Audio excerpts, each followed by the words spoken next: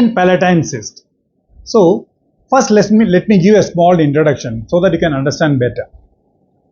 So this palatine bone, these are bones which are seen on the roof of the oral cavity, one on either side.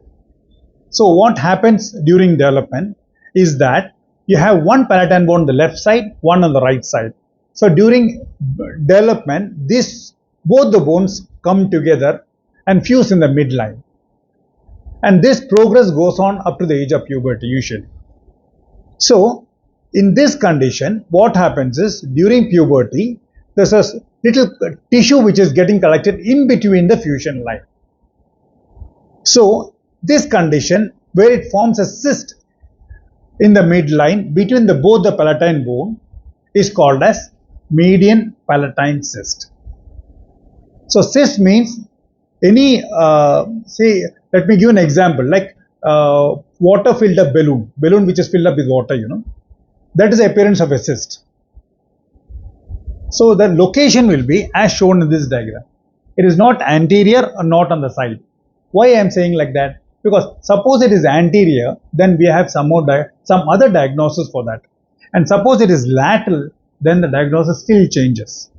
So median palatine cyst, it is seen in the center part of the palatine bones. Usually patients, they complain of swelling in the mid part of the palatine bone. And when we examine, it will be firm in consistency. What did I tell you initially? That it is just like a balloon filled up with water. Then how come it is firm in consistency?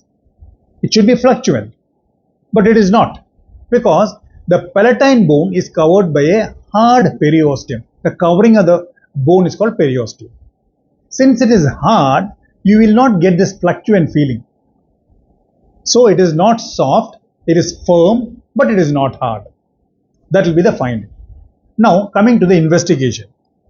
When you do an X-ray, we'll get an area like this which is black in color, and usually it will be heart shaped, and we'll reconfirm with a CT scan.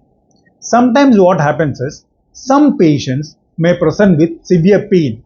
That is because they have secondary infection in this cyst. In those conditions, what we need to do is we need to aspirate the fluid and remove the pus and let it heal. The final treatment is it's surgical, it is not medical. So we will have to remove the whole cyst, which we call is, medically we call it as enucleation of the cyst. So that is how we manage median palatine cyst. Thank you so much.